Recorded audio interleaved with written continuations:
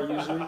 And in high school, you go to school from like 8. Just go hit, do my BP. Like, honestly, like I'm not back for What's up, guys? Sam, Joe, and Easton here. I'm back for just the day, but Joe is back now for all of Christmas break, and Easton. I'm back till the 15th of January, so I'm also here for a while. Today we're going to do a Q&A. Joe posted something on his story yesterday, and we got some good questions. First one from Isaac Wenzel. How has life been going for like each of us?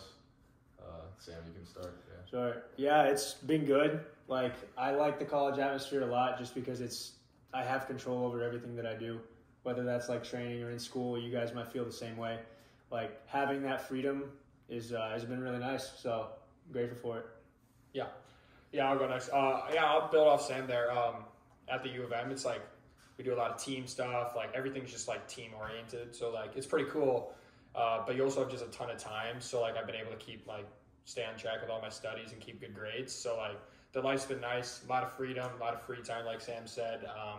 Mine's a little different. I do a lot of like team lifts and like team just random stuff. So that's pretty fun. So yeah, for me, life's been going pretty well. It's definitely a lot different, like culture-wise, compared to Minnesota, living in South Carolina. Like the biggest thing is like manners and stuff like that. So that's something that I've had to like adjust to just like in college and just like everyday life. And yeah, I love my teammates, I love my coaches. Yeah. So number 2, why'd you start doing YouTube / making videos of everyday life? So I started because I thought about it like, if I'm going to be training, if I'm going to be doing all these things, whether it be like cooking or even like the school part of stuff in college, for one, I wanted to learn like the skill of making videos and video editing. But at the same time, it seemed like if these experiences that I'm going through it's fun for me because it's kind of something that I'll be able to like look back on in the future. But at the same time, like if it could help other people too, it seemed like the right situation to if you're going to be training, might as well videotape it and just post it. Have some fun with it. So, yeah, I agree with Sam 100% there. Like, I mean, I started doing I've been trying to keep up to date with these update videos on my Instagram, but it's pretty hard to do, just kind of with my weekly schedule, finals, classes, all that jazz. So it's pretty hard. But the reason I started to do it is because, like Sam said, it's fun. It's just like we all earn the ability to play at the next level. So being able to record and share with you guys our story and our development, it's pretty cool. And then being able to look back on it, that's just something for us that we'll hold in our heart and that we enjoy looking at. So we hope you guys enjoy it as much as we do. So yeah, I agree with both of them.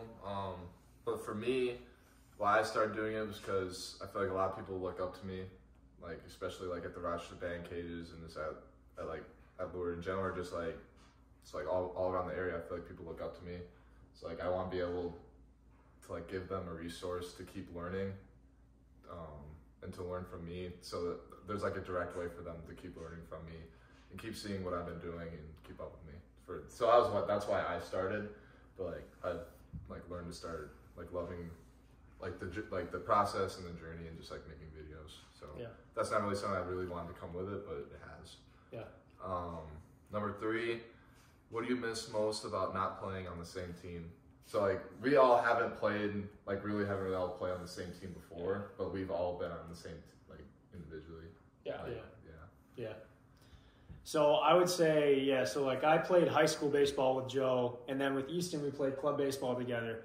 So I think the biggest thing that I miss about being able to play with you guys on a team is that that environment piece of having someone that's going to train just as hard as me and is just as into improving as a baseball player. Even just having people in the cage next to you when you're warming up for the game, having you guys there to tell me what you see, it's a huge benefit, and it's something that I really miss. But yeah, 100%. Like Sam said, I only play with Joe on one team, the Dirty South. Shout out to Dirty South. Yes, sir. And then obviously I played with Sam for a very long time. I knew of Sam before I played with him. Kind of hit a lot of tanks back in the day, But I think the one thing that I truly miss about just kind of playing with Sam and that one time I got to play with Joe is just the memories we built. just in such a short amount of time, the memories you build are just so like fond, and they're just going to be in your core for the rest of your life. And that's really what I miss, just, showing up to the field on a cold fall day and playing with the boys, and that's just, those are the memories you'll never forget. So I'd just say the memories. Yeah, for Sam, like me and Sam we didn't play with each other like really until high school. Yeah, so, like sophomore year, right? Yeah, sophomore, not even. It's like true, junior year. Junior year, because sophomore we didn't have a season, but we had the summer season. But like for Sam, like I just felt like we had a really strong connection, especially as as a pitcher and as a catcher. Like we were just like locked in. Like we knew like what we had to do to win the game, and like I hit 3, you hit 4. So like we were just like always next to each other. It's like all the time. So like that's something that I miss a lot. It's definitely hard, like having a different catcher and having someone behind me, and like just having like basically having one of my best friends just not be on my team. Like that's just like one of the hardest things ever. And then with Easton, like with the All-Star team, like we both like earned the right to be on that team, and like we had like such like great careers. So like that's what I miss most, because like it was fun being able to play with someone like you for like the first time. Appreciate it, man. Number 4, what were the biggest changes in everyday life from like going to high school into college? So like basically the biggest part of like your routine. Yeah, so Easton touched on it earlier. I think the biggest difference is that you have so much more free time, and that if you take care of all your stuff, you're going to find that you have like 2 to 3 hours during the day, where like before in high school, right, you were going to be in school from 7 a.m. till 3 o'clock, and then you had maybe like 5 hours to do your training. But like in college, that's not always the case, at least in my experience. So just definitely the free time. It's a good thing to have to adjust to, I think, but that's definitely the biggest difference for me. Yeah, for me, free time, of course, but I would say workload. I mean, I train with these guys, just here and there, and we train a lot. I mean, hours on hours, but like, from high school to college, I mean, you train hours and hours. It is just the days get long, you get tired, but like Sam said, you use that free time to like get your stuff done and then take care of your body. Like the long hours don't seem so long eventually. So I'd say that's the main difference for me. Just the workload is just that next level. So yeah. Yeah, like one of the biggest things for me was actually like the practice time, because like in high school you go to school from like 8 o'clock in the morning until 3 o'clock in the afternoon, and then you practice right after school. But for me, like I didn't have class until like 9:30, and I was done at noon, and then we would have practice right after at 1. So like the biggest change for me was that, for some reason, like having practice a lot earlier in the day. Yeah. And then obviously like the workload, because like we would have morning lifts. So like that was a lot harder to get used to, because I'd rather lift in the afternoon, but sometimes you just have to do something you don't want to do. Yeah. And it's like stuff you get after it. So those are like the 2 biggest things for me. Why did you pick the school that you chose? So I picked Gustavus because I knew the 2 of the coaches really well. Like when we played, it was 2 summers ago. Yeah. Like Ben summer. Whitus. Yeah, summer after junior year, we played with two of the coaches there. So like I thought that going into it, I knew how they actually coached, because I think that's something that gets talked about a lot. Is right, the coach that you meet, like when they recruit you, is not always the same coach that they are on the field. So, so I felt like going to Gustavus, like I knew what I was getting myself into, and it was also just the best environment that I'd really seen, like that I could, of any of the schools that I could go play baseball at. Gustavus had, in my opinion, the best environment and the best facilities. So that was why I chose my school. I chose Minnesota because not only were they the first team that had that like confidence in me and that like they believed in me. I'm also a huge family guy. You get to know me. I'm a huge family guy. Love my family. I love my friends, and I love support. And playing at Minnesota, it's still a haul to the city. It's an hour and 45, hour and a half from here for most people. So I think the main thing for me when picking my school was availability for my friends and family to be able to come. And if I went to Hayfield High School, and the community there is ridiculous. Like I went to a basketball game literally today, Cherry versus Hayfield. Hayfield ended up losing. sadly. But just I couldn't even walk without getting greeted by someone. I absolutely love that because that's just how tight the community is at Hayfield. Like I can walk wherever, and if I see a Hayfield person, I could talk to him for hours. Like that's really cool to me, and that's what I really wanted to continue to share with this community. So that's the main reason I chose Minnesota, and obviously they believed in me. So go Ghosts. Yeah. yes, sir. Sky you ma. Go I chose USC Lancaster because for one, I wanted to like bet on myself. Like I felt like I could play at the highest level, like a Division I level. So I thought if I went there, I can eventually make that level, which I think I can do it. One, I just bet on myself, and two, when I visited, they let me practice with them like a couple times, and I actually went to a scrimmage that they had in the fall, and I just love like the environment and like the team energy, and I love the coaches. It's like my coach is very down to earth, and he actually like cares for you as a person. Like every day, he'll ask like how classes are, like or how you're doing, and like how's your family. So he actually cares about you, and it's not just a business, even though it still is. But like he still cares about you. So those are the two biggest things. Why do you always drink apple juice before the days you start or have a velo day? So the reason I do it, like for some reason I just like drink apple juice before a game, and I pitch really well. So I just kind of like stuck with it, and I don't know. I just think like it's something fun to do like before the game for some reason. Just kind of gets me energized, and it's like, yeah, I'm gonna dominate today. It's just like a reminder that I'm going to dominate. And then, what's your guys' like pregame snack? Like favorite pregame snack? Sure. So my favorite pregame snack is an RX bar and a banana. During games though, I really like honey. Like just take a little dab of honey. That's my go-to. Yeah, I do that too. I usually do it before start. Yeah. I just eat Uncrustables. Yeah, fair And enough. like sometimes natural grain bars if they're around. Those are like you can't like beat Uncrustables. What flavor? The grape. The grape, yeah. I mess with the grape. Okay. The grape's good. Does the U of M provide those? No. Oh, really? They provide natural grain bars, so I have to shop by my own. So that's why I said occasionally the natural Well, maybe this grain video will get them to... Yeah. Let's go. My coaches, they provide them. Moondogs did too. I liked it there. Number 7, what are your short-term and long-term goals in college? Or just like in life in general?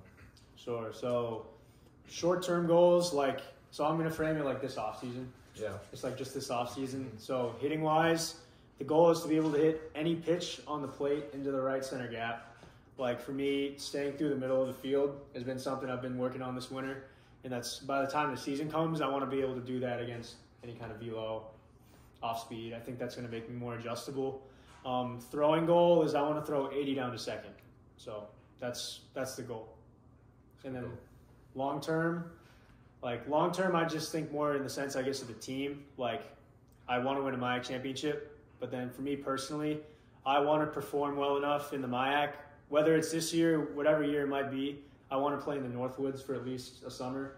That's kind of just a goal I've had for a while. I think that'd be a lot of fun. Great.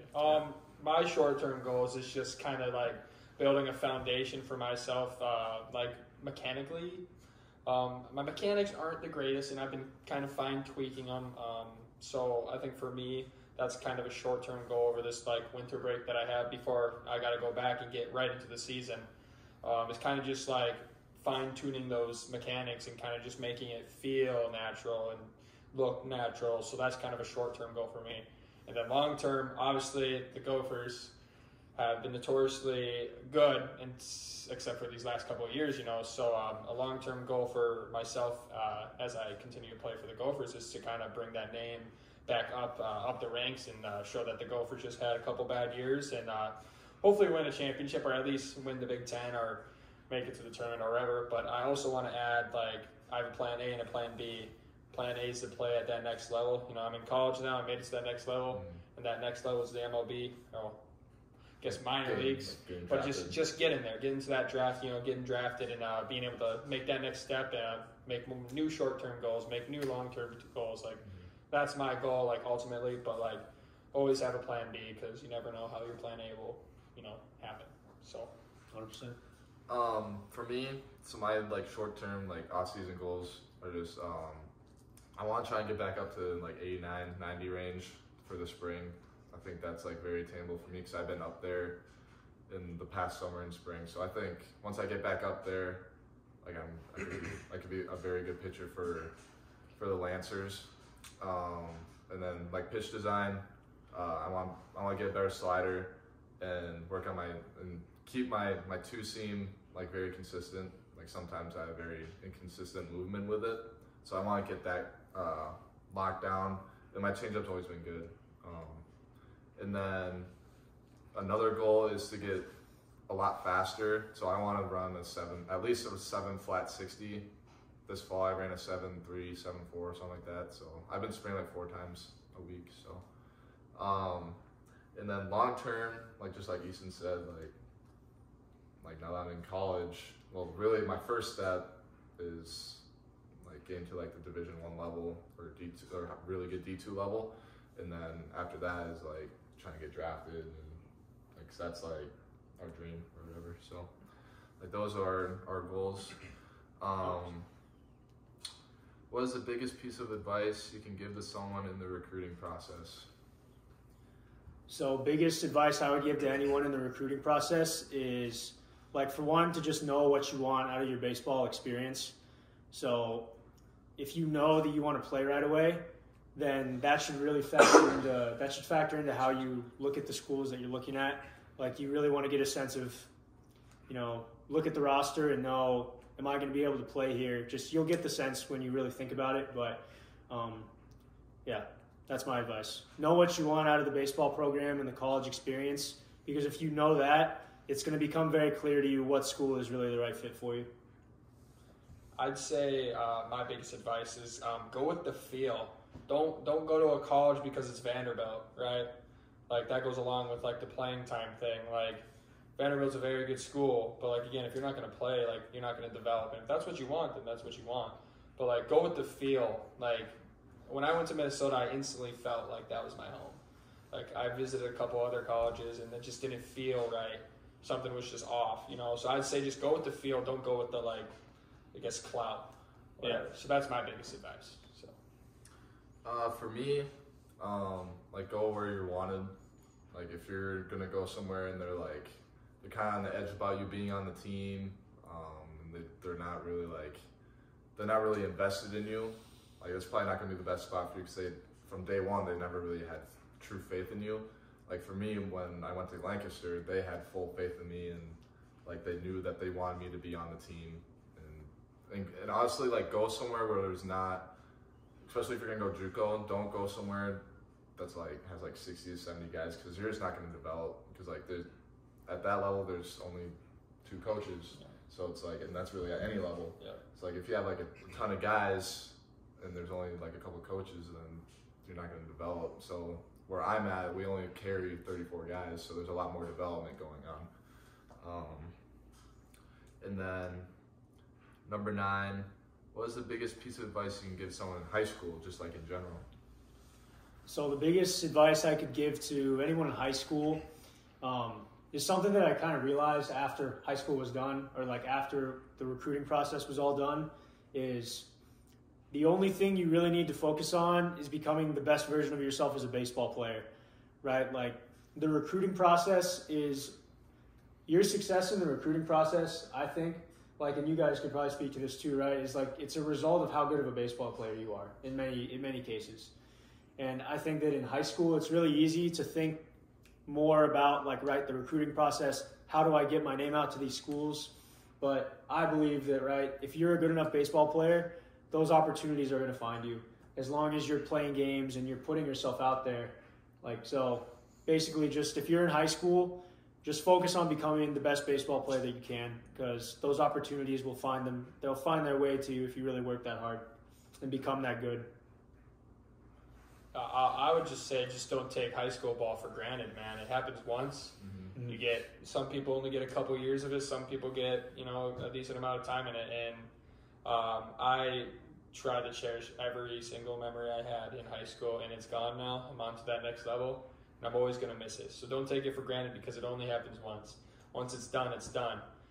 So obviously have fun with it, but just make sure you just take everything in when you get a chance to. Just take a step back, take a couple deep breaths, and just take everything in because, like I said, you only get it once.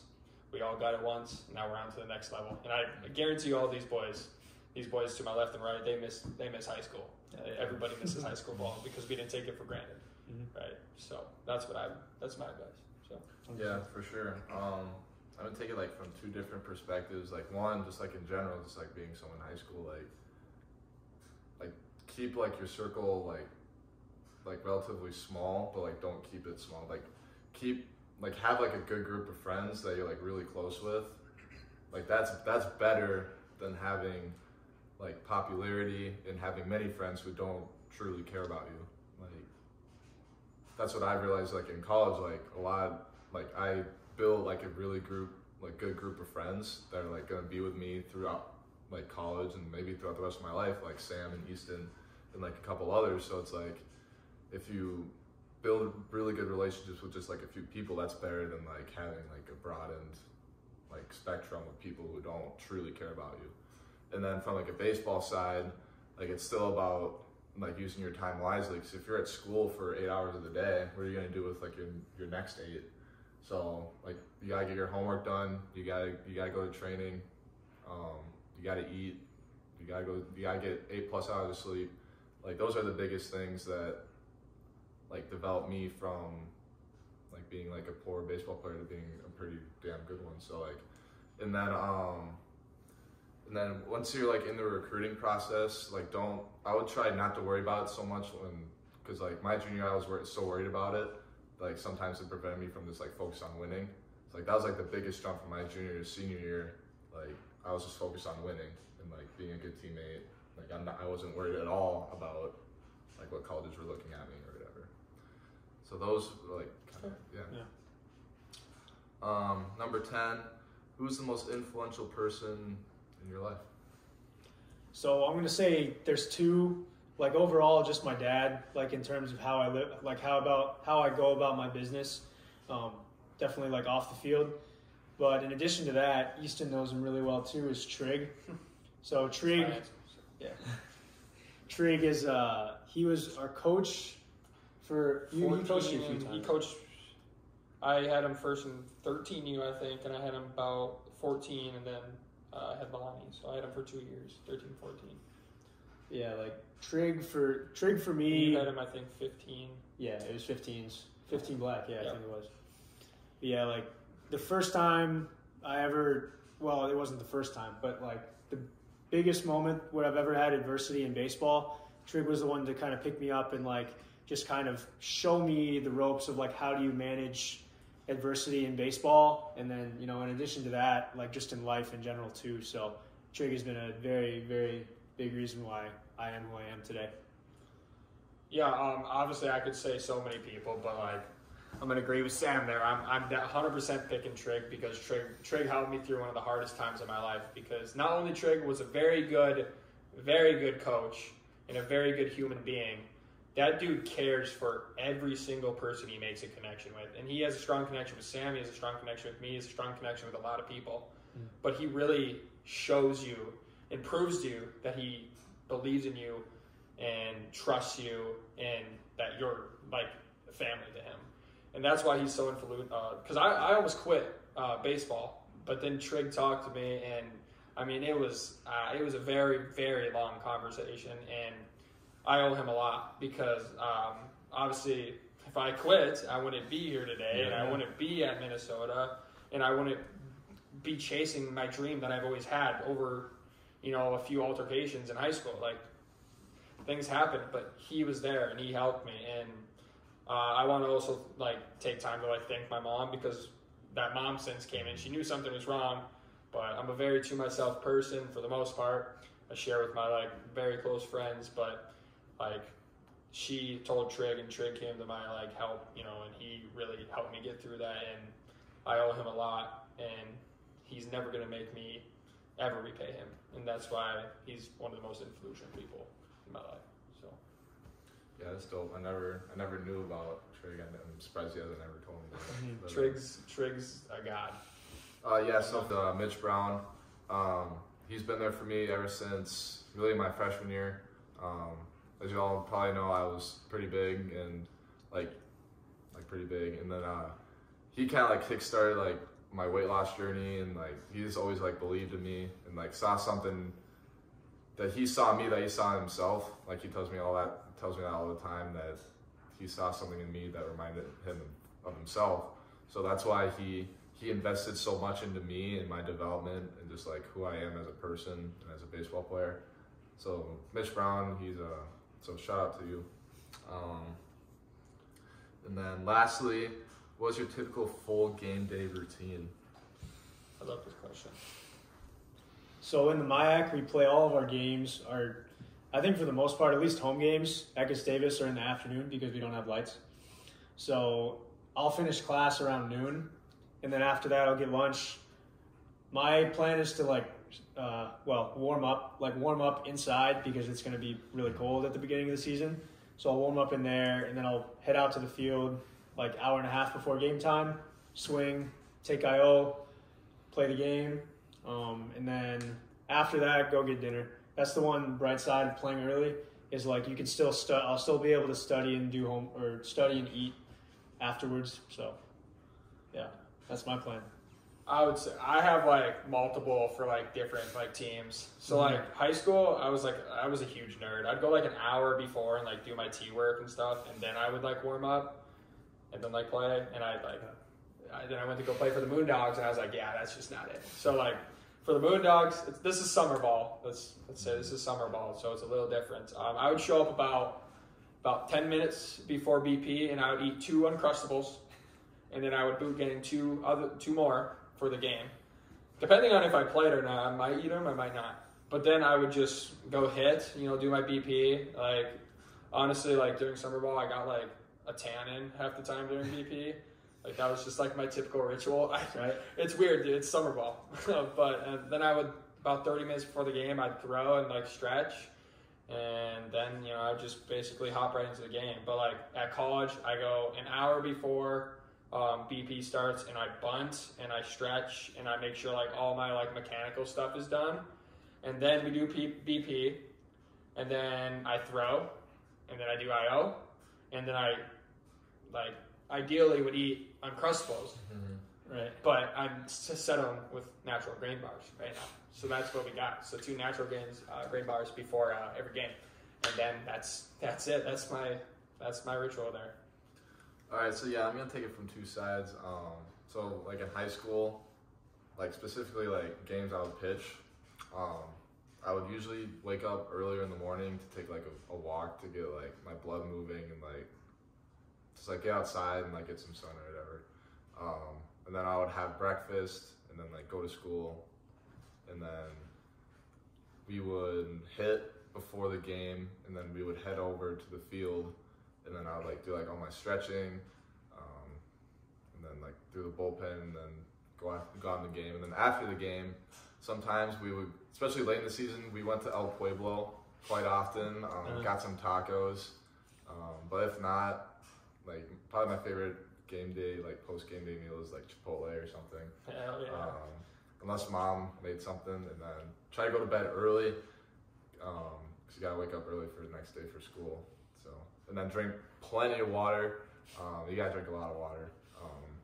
And then like in college, it's a lot different because we have school until like noon. So I would wake up, still take my walk, and then go to school, or have breakfast, then go to school, and then have lunch, and then we would take BP like around like 1. This will be different in the spring because we play games like earlier in the day. Yeah, BP around like 1 or 2. Hit that, and then coach will let us leave, like go get something to eat or whatever, let the other team take BP, and then we'll come back, and then we would stretch, and then take IO, and then get into the game. And then like the same thing for like post game day in high school to college. So yeah, that's all we got for you guys. Thanks for tuning in. Expect more content out of all of us over spring break, or over winter break. Yeah. It's not spring break yet. Close. Winter break. Yeah, we'll see you guys later, and just too easy. Let's go. Make sure I add those bloopers in there. Around it. Yeah. Our machine, like, if you get a crappy ball, like, it will just randomly come in your face. Screwed. Why is there a sunflower seed on the ground? Sam likes them. Is that the one that... that piss. Yeah. Good dogs. Is this going right now? Yeah. Oh, we're just... No, you can edit it out, right? Yeah, you're good. Yeah. You're good. Now we'll okay, just yeah. run it back. Run back. What's up, guys? Just too easy. No, I'm just kidding. All right, what's up, guys? Easton, Joe, and Sam here. But